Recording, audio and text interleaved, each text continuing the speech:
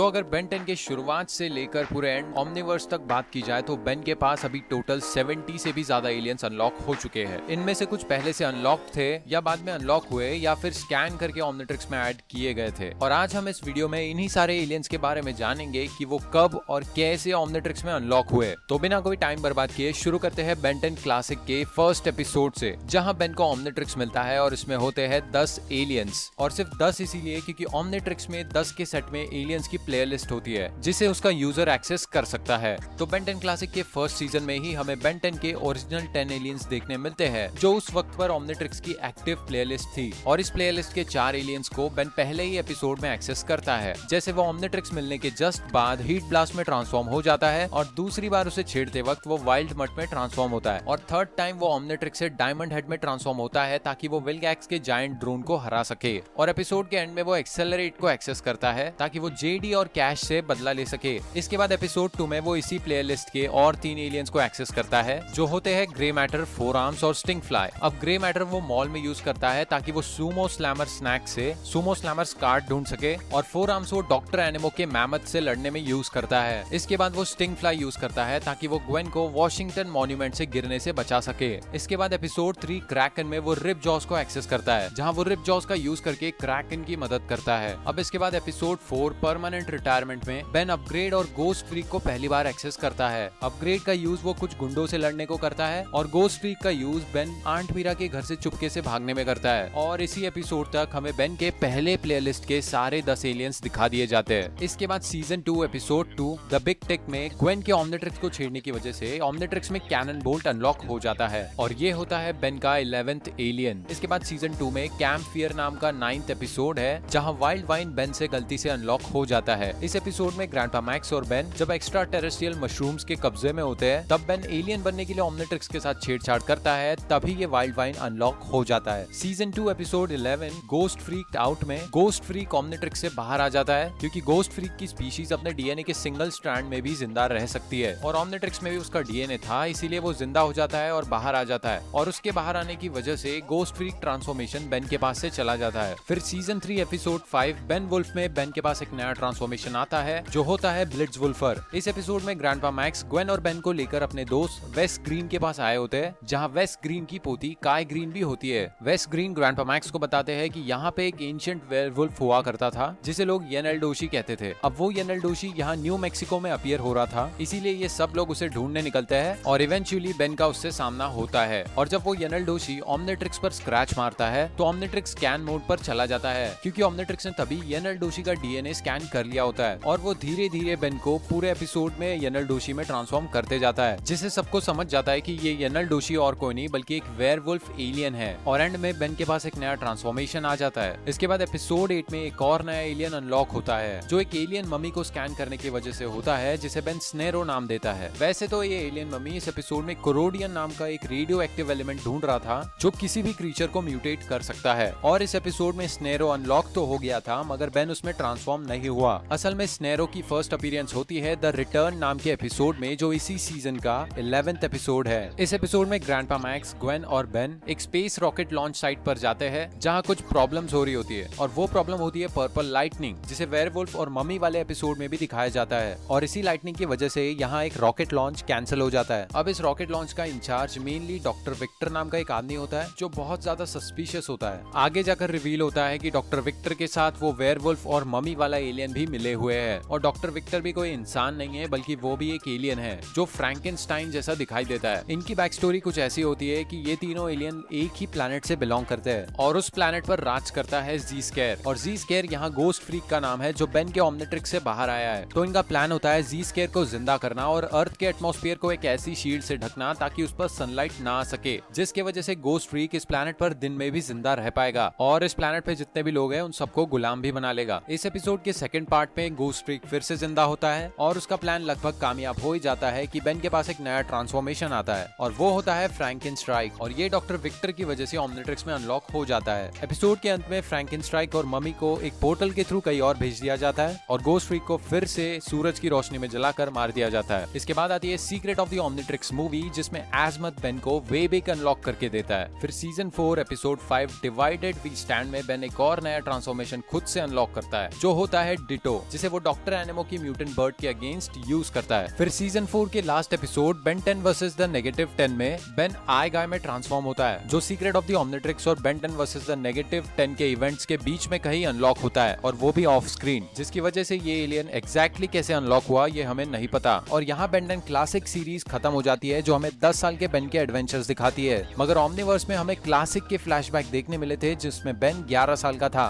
जिसके events just classic खत्म होने के बाद के थे। और क्लासिक के खत्म होने के बाद बेन के पास एक और नया एलियन अनलॉक होता है, जो होता है फीडबैक, जो बचपन में बेन का फेवरेट एलियन होता है। और इसी के चले जाने की वजह से बेन डिप्रेशन में आ जाता है, जिसकी वजह से वो ओमनिट्रिक्स उतार देता है। इसके बाद वो फिर से ओमनिट्रिक्स पहनता है एलियन फोर्स में, जहाँ वो रिकैलिब्रेट होती है। और रिकैलिब्रेट होने के बाद एलियंस की एक नई प्लेलिस्ट ओमनिट्रिक्स में एक्टिव हो जाती है, और ये एलियंस क्लासिक के एलियन से बिल्कुल ही अलग होते हैं। और इस नई प्लेलिस्ट के पहले एलियन को बेन पहले ही एपिसोड में एक्सेस कर लेता है, जो होता है स्वैम्प फायर, जिसे वो कुछ डीएन एलियंस फॉरएवर नाइट्स और केविन के अगेंस्ट यूज करता है। और एपिसोड 2 इसी एपिसोड का सेकंड पार्ट होता है, जिसमें बेन 2 और एलियंस यूज करता है, एको और ह्यूमंगसॉर। एपिसोड 3 में बेन एलन ऑलब्राइट नाम के एक बच्चे से मिलता है, जो आधा एलियन होता है, और उसके पास होती है हीट ब्लास्ट की पावर्स। इसी एपिसोड में बेन जेट रे को एक्सेस करता है, ताकि वो एलन ऑलब्राइट का पीछा कर सके। इसके अगले एपिसोड में बेन बिग चिल को एक्सेस कर लेता है, ताकि वो केविन का पीछा कर सके।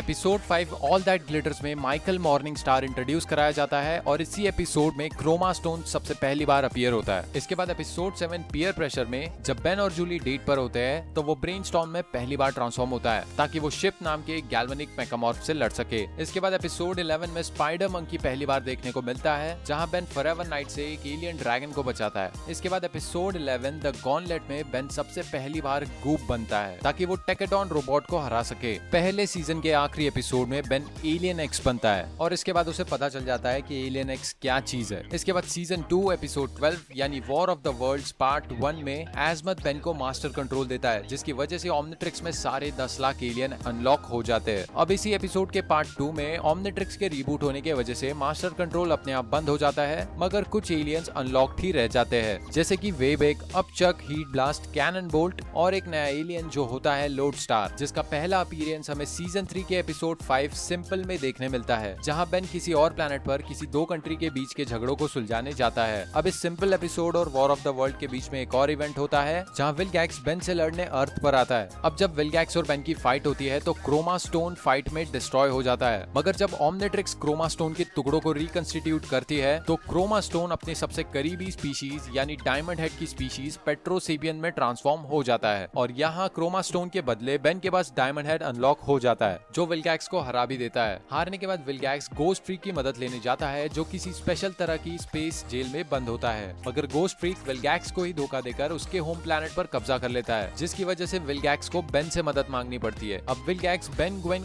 केविन को लेकर अपने प्लैनेट विलगैक्सिया पर जाता है, जहां बेन धोखे से गोस्ट फ्रीक को ओमनिट्रिक्स में कैद कर लेता है, जिसकी वजह से गोस्ट फ्रीक ट्रांसफॉर्मेशन ओमनिट्रिक्स में फिर से अनलॉक हो जाता है। इसके बाद एपिसोड 13 में एक लवोडन बच्चे की इलेक्ट्रोमैग्नेटिक वेव्स ओमनिट्रिक्स में गड़बड़ी पैदा करती है, जिससे कि रैथ अनलॉक हो जाता है। फिर episode 16 secret of chroma stone में टेट्रैक्स बेन के पास आता है, ताकि वो क्रोमा स्टोन की मदद से अपने पूरे प्लैनेट को रिवाइव कर सके, क्योंकि क्रोमा स्टोन को इसीलिए बनाया गया था ताकि वो पेट्रोपिया का गार्डियन बने। और जो क्रोमा स्टोन पेट्रोपिया का गार्डियन बना था, उसका नाम था सुगिलाइट, जो पूरे यूनिवर्स में अकेला क्रोमा स्टोन था, जिसका डीएनए ओमनिट्रिक्स में एज अ बैकअप लिया गया था। अब टेट्रैक्स आता है और बेन के डायमंड हेड को तोड़ना शुरू करता है, और डायमंड हेड के अंदर होता है क्रोमा स्टोन, जिसे टेट्रैक्स एक क्रिस्टल देता है, जिसमें सारे पेट्रोसेपियंस का डीएनए होता है, और उसी क्रिस्टल की पावर से वो पेट्रोसेपिया को रिवाइव करेगा। एपिसोड के खत्म होते होते विलगैक्स वो क्रिस्टल ले लेता है, और सुगिलाइट भी अपने आप गायब हो जाता है। मगर गायब होने से पहले सुगिलाइट ने एक आखिरी क्रिस्टल बेन को दे दिया था, जिसे यूज करके बेन पेट्रोपिया को फिर से रिवाइव करता है। पेट्रोपिया के साथ साथ सुगिलाइट भी वापस रिवाइव हो जाता है, और एपिसोड के एंड में हमें पता चलता है कि सुगिलाइट भले ही ओमनिट्रिक्स से अलग हो चुका है, मगर ओमनिट्रिक्स में क्रोमा स्टोन का डीएनए अब भी होने की वजह से बेन उसमें ट्रांसफॉर्म हो सकता है। फिर आता है एलियन फोर्स का फिनाले, जहां बेन को अल्टीमेट्रिक्स मिल जाती है, और अल्टीमेट्रिक्स के ओमनिट्रिक्स से लिंक्ड होने की वजह से अल्टीमेट्रिक्स में वो सारे एलियन होते हैं जो ओमनिट्रिक्स में अनलॉक्ड हो चुके होते हैं। मतलब एलियन फोर्स की शुरुआत से लेकर अल्टीमेट्रिक्स मिलने तक बेन के पास 20 एलियंस अनलॉक हो जाते हैं, जो अल्टीमेट्रिक्स में भी अवेलेबल होते हैं। इसके बाद अल्टीमेट एलियन के सीजन 1 में ही हमें 5 एलियन दिखाए जाते हैं, जो एड्रोमेडा गैलेक्सी के होते हैं और वो एग्रेगोर नाम के एक ऑस्मोसियन से भाग रहे होते हैं जो उनकी पावर्स को एब्जॉर्ब करना चाहता है। सीजन 1 में ही एक एक करके बेन इनसे मिलता जाता है और इन्हें स्कैन करके अल्टीमेट्रिक्स में ऐड कर लेता है, जिसकी वजह से बेन को 5 नए एलियन मिलते हैं जो होते हैं वाटर हैजार्ड, आर्माड्रिलो,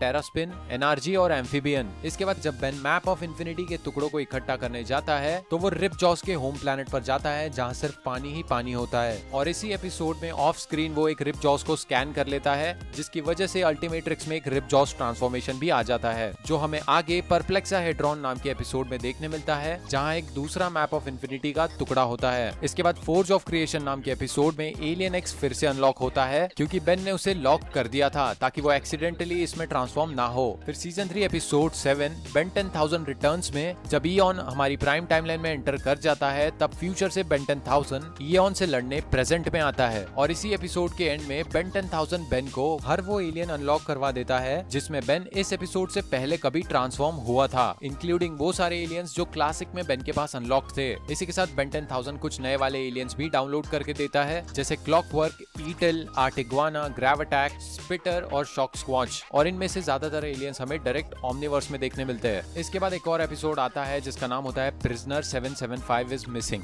जहां बेन मर्लिनी सेपियन नाम के एक एलियन को स्कैन करता है जो कैमोफ्लाज होने की एबिलिटी रखता है और यहाँ बेन इस एलियन का नाम रखता है चैम एलियन। इसके बाद अल्टीमेट एलियन खत्म होने पर बेन के पास नया ओमनिट्रिक्स आता है जिसमें सारे के सारे एलियंस होते हैं जो अल्टीमेट एलियन तक बेन के पास अनलॉक्ड हो गए थे और इसके अलावा इसमें और भी एलियंस होते हैं जो पहले से अनलॉक्ड होते हैं जैसे ब्लॉक्स जो ओमनिवर्स के सीजन 1 एपिसोड 1 में दिखाया जाता है और क्रैश हॉपर जो सीजन 1 एपिसोड 6 में पहली बार अपीयर होता है। वैसे ये सारे एलियंस बेन के लिए भी नए होते हैं क्योंकि ओमनिवर्स अल्टीमेट एलियन के जस्ट बाद शुरू होता है। इसके बाद बॉल वीवल हमें सीजन 1 एपिसोड 9 में दिखाया जाता है जहां बेन डायरेक्टली हीट ब्लास्ट से दूसरा एलियन स्विच करते वक्त बॉल वीवल में ट्रांसफॉर्म हो जाता है। फिर सीजन 2 एपिसोड 3 आउटब्रेक में डॉक्टर साइकोबोस ओमनिट्रिक्स के अंदर से एक स्टेबलाइजर चुरा लेता है जिसकी वजह से ओमनिट्रिक्स सबको रैंडमली एलियंस में ट्रांसफॉर्म करना शुरू कर देता है। अब यहाँ प्लम्बर बेस में 2 गैल्विन्स होते हैं, ब्लूकिच और ड्रीबा, जो ओमनिट्रिक्स का स्टेबलाइजर रिपेयर करने की कोशिश करते हैं और इसी चक्कर में वो कुछ एलियंस को अनलॉक कर देते हैं जैसे मोलस्टैश, पेस्किडस, द वर्स और वॉल्करट्राउट। इसके बाद इसी एपिसोड के एंड में ओमनिट्रिक्स खुद से एक एलियन अनलॉक करता है जो होता है किकिंग हॉक। इसके बाद सीजन 2 एपिसोड 10 में फीडबैक फिर से ओमनिट्रिक्स में अनलॉक हो जाता है। जैसा कि मैंने कुछ देर पहले कहा था कि फीडबैक की जाने की वजह से बेन ओमनिट्रिक्स पहनना छोड़ देता है और फीडबैक को इरेज करने वाला और कोई नहीं बल्कि एक इविल गैल्वेनिक मेकामॉर्फ मैलवेयर होता है और इस एपिसोड में मैलवेयर फिर से वापस आता है जिससे बेन फाइट करता है और जब बेन मैलवेयर के बॉडी के अंदर होता है तो ओमनिट्रिक्स फीडबैक के डीएनए का डेटा मैलवेयर के अंदर से फिर से एब्जॉर्ब करता है जिसकी वजह से फीडबैक फिर से अवेलेबल हो जाता है। उसके बाद सीजन 3 एपिसोड 6 स्पेशल डिलीवरी में टोपिक दिखाया जाता है जो ओमनिट्रिक्स में पहले से ही अनलॉक्ड होता है। इसके बाद सीजन 3 एपिसोड 8 में एस्ट्रोडैक्टल अनलॉक होता है